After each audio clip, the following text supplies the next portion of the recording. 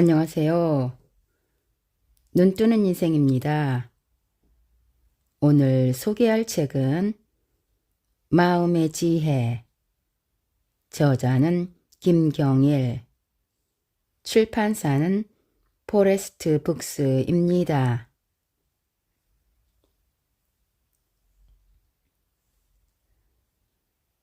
행복의 정의. 만나는 사람들에게 느닷없이 질문해 보았습니다.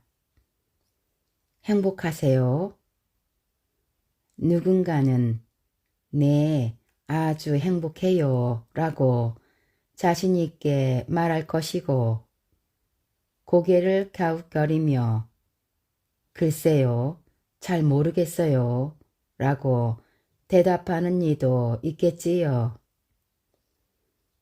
많은 이들이 대답을 마친 후에도 내가 정말 행복한가 하고 지금 나의 상태를 점검해 볼 것입니다. 그렇다면 질문을 바꿔 볼게요. 불행하세요? 이 질문을 들으면 사람들은 곰곰이 생각합니다. 곧장 그렇다고 말하기에도, 그렇다고 아니라고 단정 짓기도 난감합니다. 이번에도 여러 대답이 나올 수 있겠네요. 때때로요. 그럴 때도 있고 아닐 때도 있어요. 불행하다고 느낀 적이 없었던 건 아니죠. 등으로 말입니다. 재미있는 건 행복한가 라는 질문을 받을 때와 불행한가 라는 질문을 받을 때 떠오른 생각이 다르다는 것입니다. 행복이라는 말을 들으면 우리는 전반적인 나의 상태를 체크합니다. 내가 생각하는 가장 만족스러운 상태를 10점이라고 했을 때 8점이 넘으면 행복이라는 합격 점수를 주고 5점 정도에 머물러 있다면 모르겠다거나 행복하지 않다라고 대답하는 식입니다. 한편 불행을 생각하면 구체적인 사례를 떠올립니다. 최근에 나를 힘들게 하는 사건이 있었나를 먼저 생각한 후에 그 사건이 얼마나 컸는지 혹은 얼마나 자주 닥쳐왔는지를 헤아리지요. 그 사건이 일어난 당시에는 무척 불행했지만 지나고 나면 금세 괜찮아질 때도 있으니까요.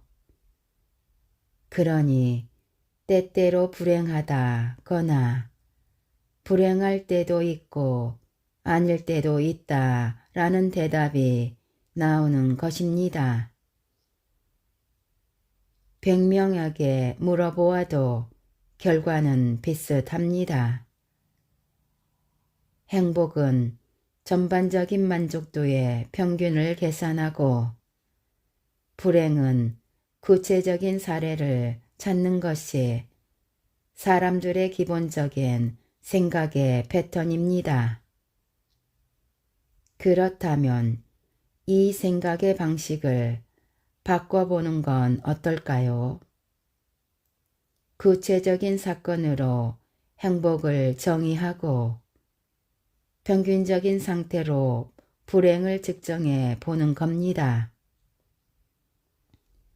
그 방법에 대해 조금 더 이야기를 해볼까요? 여러분은 행복이 무엇이라고 생각하시나요? 혹자는 근심이나 불만이 없는 상태라고도 하고 누군가는 괴로움이 없는 마음이라고도 합니다. 만족감 그 자체라고 정의 내리는 사람도 있고, 하루를 마무리하려고 침대에 누웠을 때 걱정거리가 없으면 그게 바로 행복이라고 말하는 분도 있지요. 누구나에게 행복의 순간들은 존재합니다. 소소하지만 기분 좋고 배가 간질거리며 미소가 절로 나는 바로 그런 순간 말이지요. 의미, 인정, 애착, 연대감, 공감 등 행복을 느끼게 해주는 상황은 모두 다르지만 분명한 건 행복은 구체적이고 실질적인 경험이라는 것입니다. 괴로움이 하나도 없고 삶의 만족도가 평균 이상이어야 비로소 행복하다고 정의 내릴 수 있을 것만 같지만 의외로 행복의 순간은 완벽한 세팅과는 관련이 없었습니다. 나쁜 게 완전히 사라진 순간도 아니었어요. 큰 고민이 해결되지 않아 스트레스를 받다가도 아이를 안고 있으면 충만해지고 쏟아지는 일을 쳐내느라 정신없는 와중에도 동료의 진심 어린 감사 인사에 눈물이 핑 돌며 오늘 있었던 화나는 일에 분개하다가도 술잔을 기울이며 내 이야기를 들어주는 친구가 있다는 데에 가슴이 찡해집니다. 그렇게 좋은 순간은 어느 곳에나 있고 우리는 날마다 행복을 경험합니다. 행복에 대한 정의도 어렵고 행복에 대한 이야기를 한다는 것도 쉽지 않습니다. 그러나 분명한 것은 행복은 나에게 없는 상태가 아니라 무언가 좋은 게 있는 상태라는 것입니다. 심리학은 오래전부터 행복이라는 주제를 탐구해 왔습니다. 1980년대까지만 해도 학자들은 행복을 관념적이고 추상적인 개념으로 접근했어요. 행복을 인간이 이루어야 하는 인생의 미덕이나 숭고한 가치로 여긴 것이지요. 그런데 최근 10년 사이에 굉장히 많이 달라졌습니다. 행복을 인간이 목표로 삼아야 할 가치로 보지 않고 삶에 필요한 사건이나 경험으로 보기 시작한 것입니다. 과거의 학문적인 개념이 시간이 지나면서 바뀌는 경우는 많지만 행복과 관련된 빠른 변화는 아주 이례적이라고 봐도 무방할 것입니다. 왜 이런 변화가 일어났을까요? 가장 중요한 이유 중 하나로 길어진 인간의 수명을 꼽는답니다. 인간은 살기 위해 행복해야 합니다. 여러분은 몇 살까지 살 것 같나요? 90살? 100살? 여러분이 생각하는 것 이상으로 오래 살아야 할 수도 있습니다. 제 주변에 어떤 연구자는 재수 없으면 120살까지 살 거라고 무서운 예언을 하더군요. 만약 결혼을 하셨다면 꼴보기 싫은 그 인간을 80년 이상 계속 봐야 할 수도 있다는 말입니다. 2000년대에 태어난 아이들은 기대 수명을 130세 정도로 예측하고 있습니다. 확실한 것은 지난 100년 동안 인간 수명의 증가를 표시한 그래프의 기울기가 한 번도 줄어들지 않았다는 것입니다. 저와 주변 심리학자들 또한 어떤 연구를 진행하기에 앞서 앞으로 인간의 삶이 120에서 130세까지 유지된다는 것에 전제한 후에 가설을 세우곤 합니다. 기쁜 소식일 수도 있지만 어떻게 생각하면 조금 끔찍하기도 해요. 인류는 긴 역사를 통해 삶에서 부딪히는 다양한 상황들을 고민하고 연구했으며 그것을 기록으로 남겨놓았습니다. 아이를 어떻게 키워야 하는지, 조직 생활을 어떻게 해야 하는지, 어떻게 좋은 판단을 내리고 적절한 결정을 해야 하는지 수많은 사례가 이미 나와 있으며 분석도 되어 있지요. 그런데 이 모든 데이터들은 대부분 60대 이전의 인생과 관련된 것들입니다. 이후의 인생에 대해서는 구체적으로 연구된 바가 없어요. 그저 노후라는 애매한 단어로 뭉뚱그려져 있을 뿐입니다. 80대 남성에게 일어날 수 있는 심리적 문제는 무엇인지, 90대 여성들은 어떤 관계 속에서 살아가야 하는지, 안타깝게도 우리의 선조들은 미처 연구해 놓지 않으셨습니다. 그런데 실제로 내가 120세까지 살아가야 한다고 생각해 보십시오. 앞으로 갈 길이 엄청나게 멀게만 느껴집니다. 저도 물론 그렇지만 현대 심리학을 연구하고 있는 저의 학생들은 무척 혼란스러울 것입니다. 매일 머리를 싸매고 한숨을 내쉬는 가엾은 영혼들에게 저는 위로를 건네곤 합니다. 수십만 년 동안 인류의 수명은 60을 넘기지 못했을 뿐만 아니라 적성에 맞는 진로를 생각하며 살지도 않았습니다.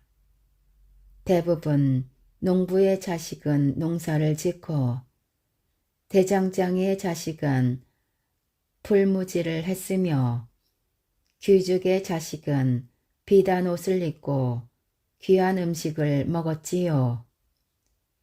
신분이라는 것이 인간의 운명을 결정하던 시대였으니까요.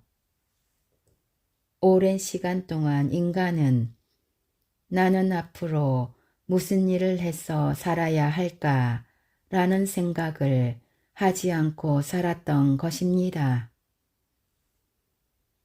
이제 우리는 조상님들이 하지 않은 고민을 안고 살아야 합니다. 어쩌면 우리가 인류 최초로 진지하게 행복에 대해 고민해야 하는 가엾은 세대일지도 모르지요.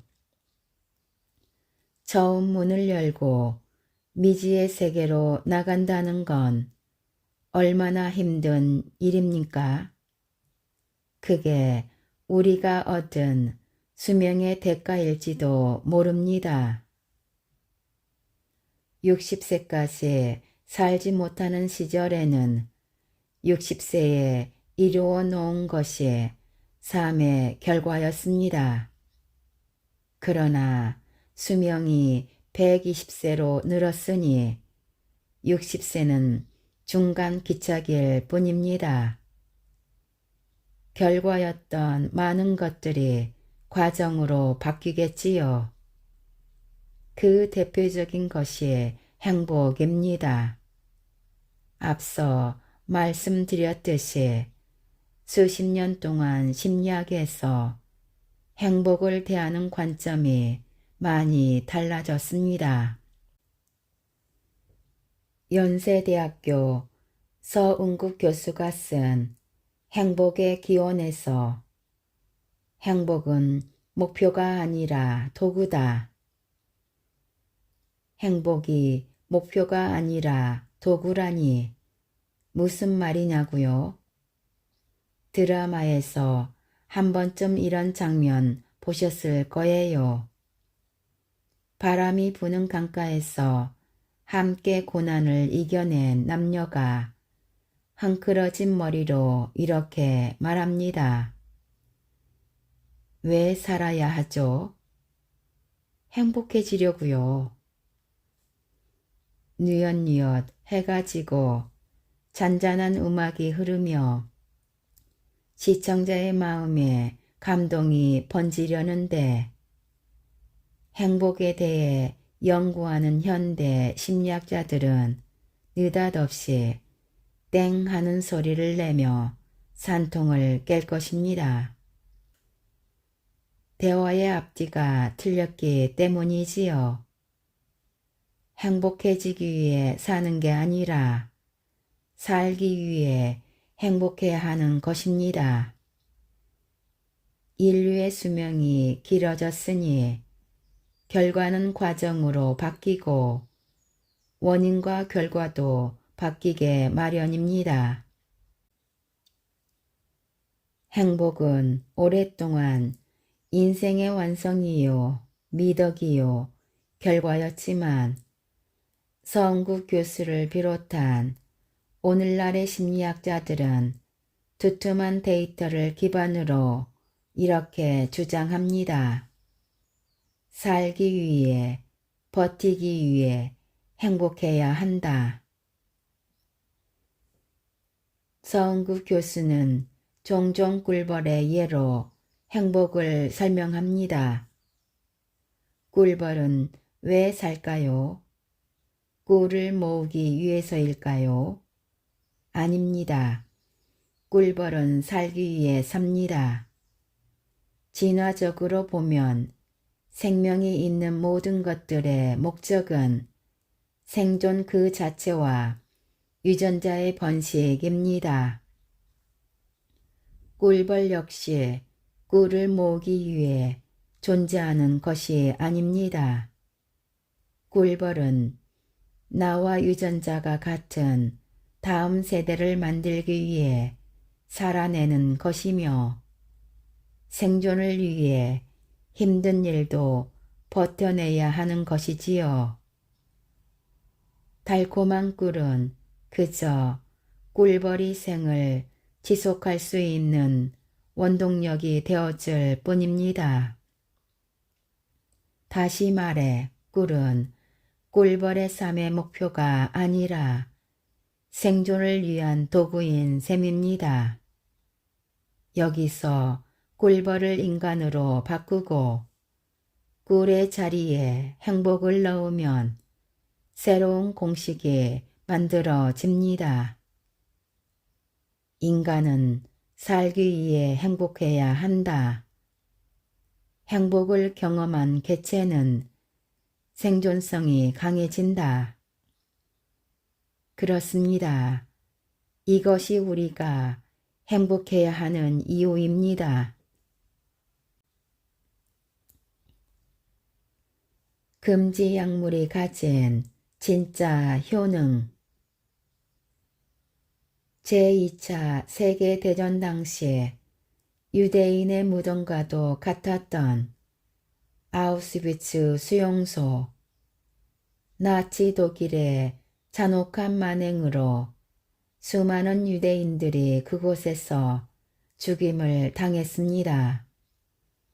독가스나 총살 같은 직접적인 학살이 아니어도 비위생적인 환경, 형편없는 영양 상태, 버티기 힘든 노동 강도, 온갖 병영군과 정신적 트라우마 등으로 수용소에 들어간 이들은 몇 달 안에 죽음을 맞이하곤 했습니다. 그런데 이런 곳에서도 끝까지 살아남은 사람들이 있었습니다. 도대체 어떤 이들이 이처럼 강한 생명력을 갖고 있었던 걸까요? 어느 정도 시간이 흐른 뒤 유럽과 미국의 학자들은 죽음의 수용소에서 살아남은 이들에 대해 연구하기 시작했습니다. 처음엔 우선 신체적으로 건강하고 나이가 어릴수록 생존 확률이 높았을 거라 가정하고 자료를 보았습니다.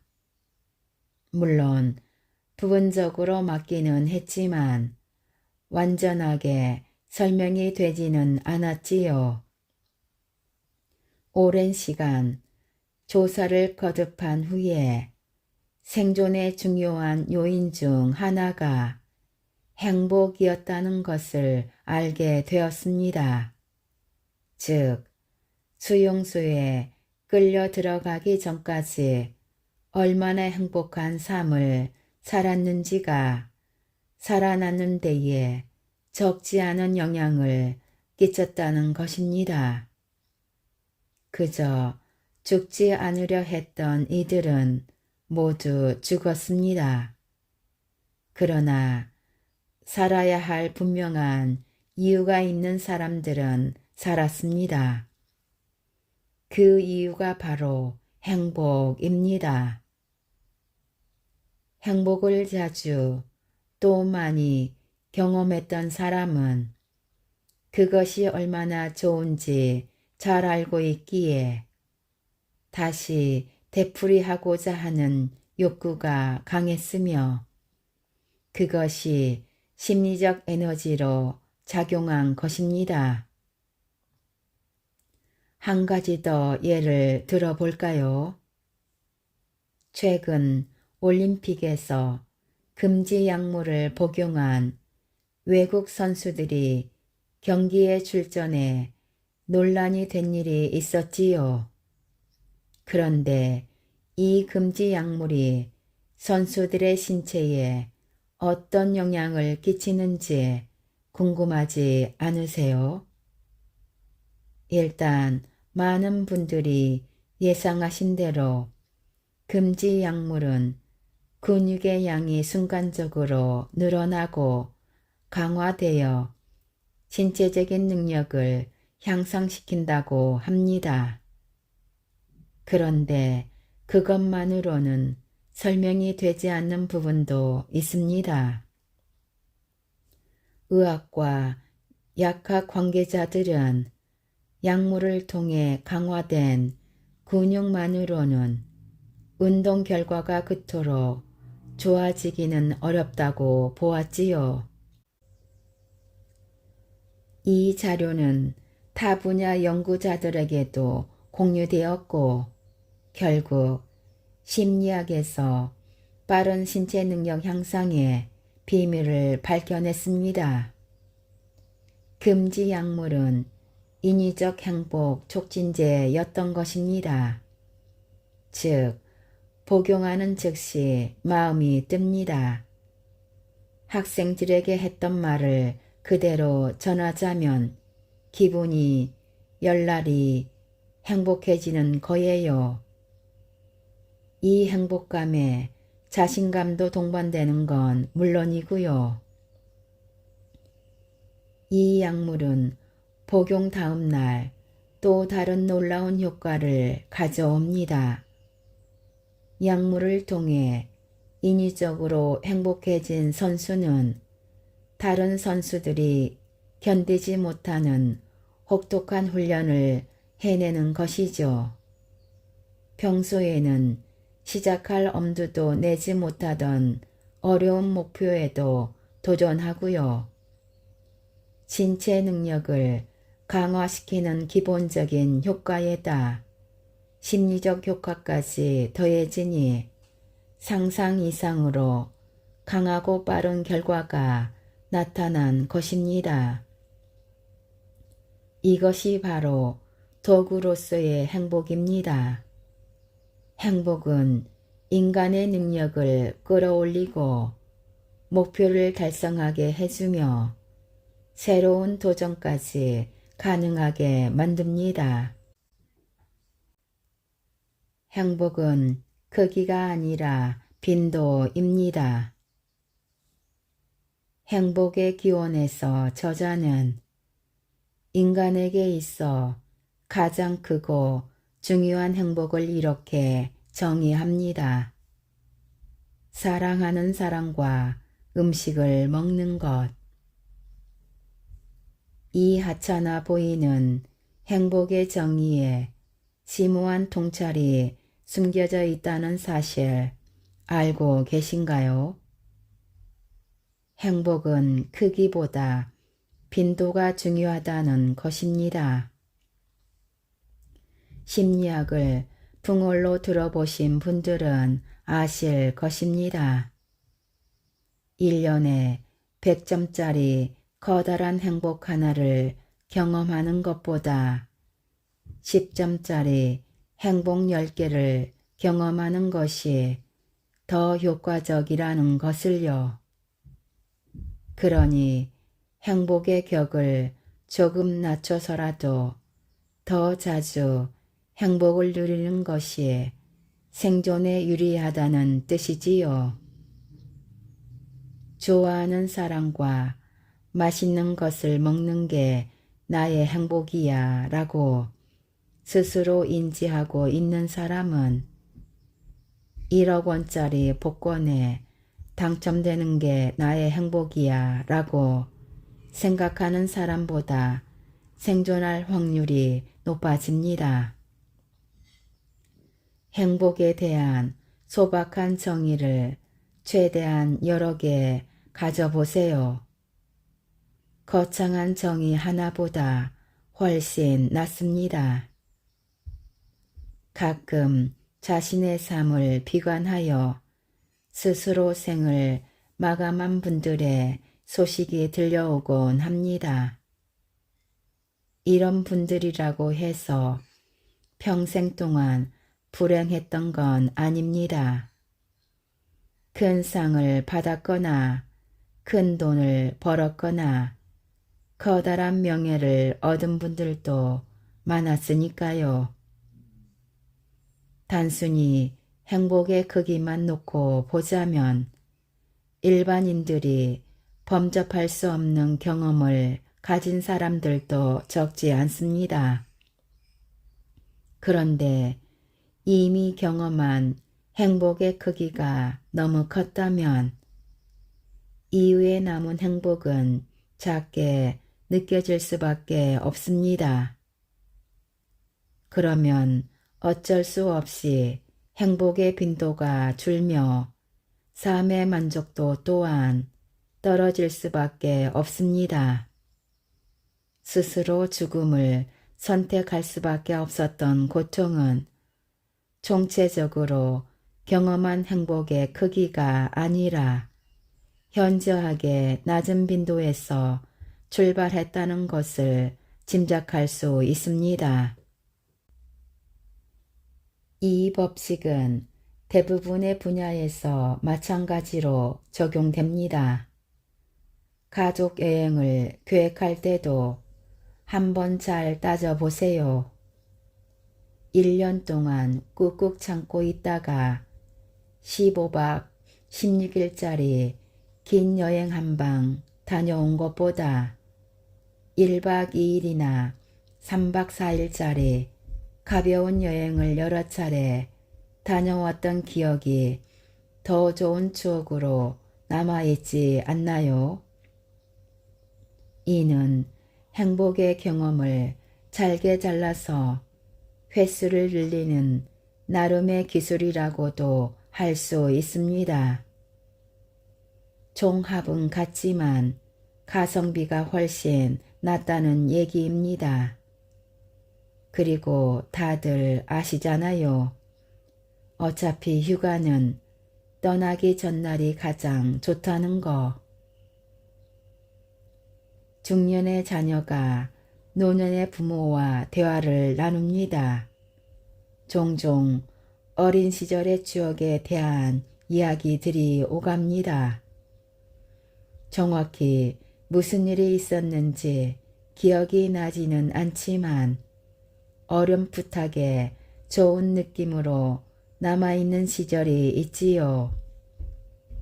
아, 나 그때 참 행복했는데. 자녀의 말에 노인이 된 부모들은 고개를 가윗합니다. 이 아이를 크게 행복하게 만들어준 사건이 떠오르지 않기 때문이죠. 부모가 떠올린 것은 행복의 크기입니다. 반대로 자녀는 행복의 빈도를 떠올렸을 것입니다. 개별적인 사례는 기억나지 않지만 자주자주 느낀 기분, 좋은 감정이 마음속 거대한 행복의 뭉치로 남은 거니까요. 반대의 경우도 있습니다. 부모는 아이를 행복하게 해주기 위해 많은 애를 썼는데 자녀는 기억을 못하는 경우지요. 그랜드 캐니온도 데려가고 유럽 여행도 데려갔고 남들은 못하는 귀한 경험을 시켜주기 위해 애를 썼을 테지만 안타깝게도 자녀에게는 행복의 느낌이 남지 않은 것입니다. 이 빈도와 행복에 대한 연구가 가장 활발하게 일어나는 분야는 바로 급여학이 아닐까 싶어요. 한국에서는 아직 경제학이나 행정학 분야가 심리학과 맞물려 연구되는 경우가 드물지만 급여에 대한 만족감이나 활용도를 높이는 방식을 고안하는 것은 상당히 중요한 문제입니다. 현재 우리나라에서는 거의 모든 사람이 한 달에 한 번 같은 날짜, 같은 주기로 급여를 받지요.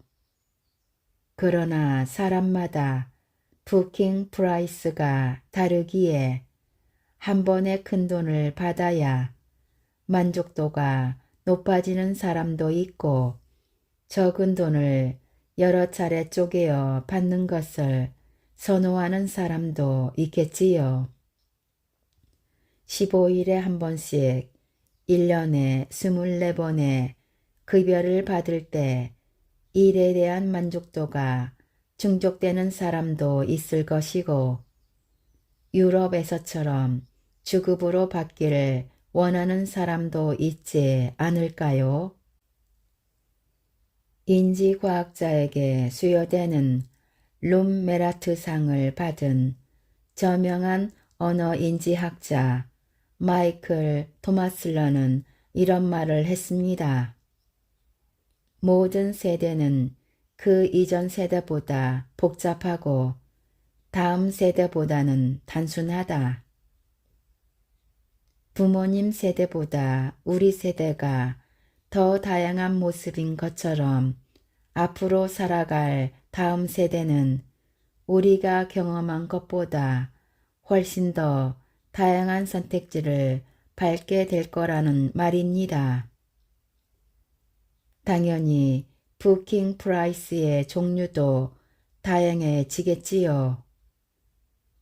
격리회계 업무에는 어려움이 따르겠지만 받는 이의 수요에 따라 급여의 방식과 시점에 변주를 주는 발칙한 시도를 누군가는 시도해 볼 수 있다는 생각도 드네요. 기록의 쓸모. 뇌에서 주는 시그널에만 의존하지 않고 작은 행복의 경험을 성실하게 기록한 덕분에 일반인은 감당하기 힘든 삶을 이겨내셨던 분도 있습니다. 모든 일상을 아주 꼼꼼하게 적으셨어요.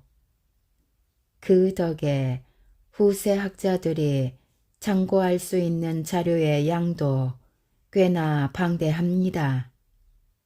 그리고 시련이 닥치는 순간 헤쳐나간 방식도 어찌나 슬기로운지 많은 이에게 귀감이 되어주고 있어요. 여러분도 아주 잘 아시는 분일 겁니다. 누구냐고요? 어벤전스를 능가하는 인류 최고의 히어로로 손꼽히는 이순신 장군입니다. 난중일기를 직접 읽어본 독자들의 솔직한 반응은 이게 뭐야? 라고 합니다. 이순신 장군의 숭고하고도 장엄한 기록이 페이지마다 가득 차 있을 것이라 기대하고 책을 펼친 독자들은 대부분 실망하고 말아요. 전투를 앞둔 장군의 고뇌와 번민도 나와 있긴 하지만 생각보다 그 비중은 매우 적습니다. 대다수의 페이지에는 이런 말들이 써 있습니다. 오늘 날씨가 좋았다. 경치가 예뻤다. 저녁에 뭘 먹었다. 누구와 농을 주고받았다. 활을 쏘았다. 누구와 함께 갈대밭을 걸었다. 출근하여 공무를 보았다. 누구와 술을 마시며 이야기했다. 이처럼 사소하기 짝이 없는 한두 줄의 기록이 난중일기거든요.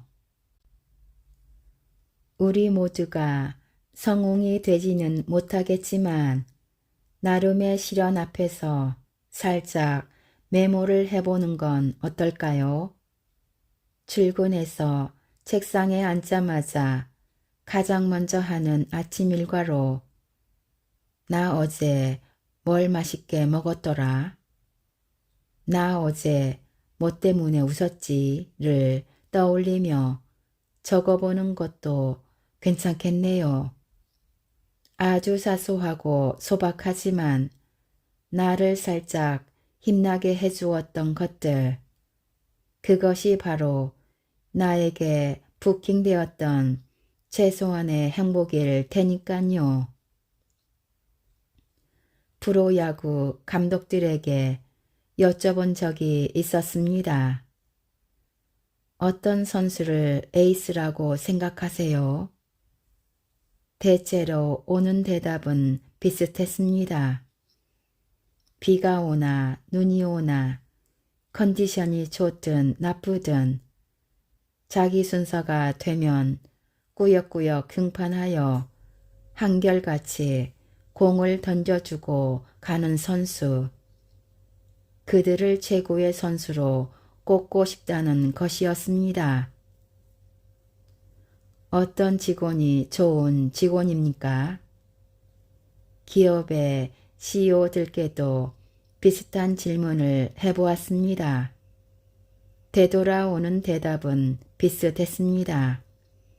비가 오나 눈이 오나 컨디션이 좋든 나쁘든 조직에 어떠한 시련이 닥쳐도 꾸역꾸역 출근하여 자신이 해야 할 일을 해내는 직원.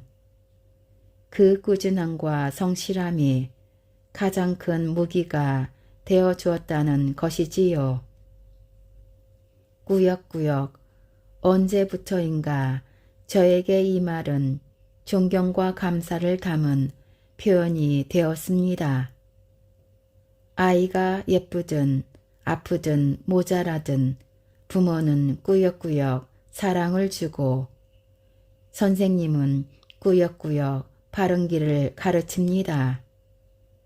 가게 사장님들은 꾸역꾸역 정해진 시간에 문을 열고 버스 기사님은 꾸역꾸역 제 시간에 도착하며 군인은 꾸역꾸역 훈련장에 가고 지휘자는 꾸역꾸역 지휘봉을 잡습니다. 우리의 순조로운 일상이 매일 누군가가 꾸역꾸역 해내는 일 덕분에 이루어진다는 건 경이롭습니다. 인간의 마음은 날씨처럼 바뀌고 느닷없이 찾아오는 소나기처럼 혹독한 시련은 하루가 멀다 하고 다가옵니다. 그럼에도 불구하고 내가 해야 할 일을 꾸역꾸역 할 수 있는 이 엄청난 에너지는 대체 어디서 나오는 것일까요? 로또 당첨이나 노벨상 수상 같은 대단한 행운이 아닙니다. 학자들은 단단한 근육이 매일 살짝 부킹되던 작은 행복에서 나온다고 확신했습니다. 보란 듯이 희망이 엎어지고 좌절이 예정되어 있고 몇 번이고 모든 걸 엎어버리고 싶을 때에도 우리 마음속 장부에는 희미한 발을 정자가 새겨지고 있습니다. 사소한 식사, 소소한 수다, 별 의미 없어 보여도 기분 좋아지는 장난, 심지어 매일 같은 길을 발 딛고 걷는 행위까지도 질긴 힘줄처럼 얽히고 설킨 강인한 근력을 만든 것이지요.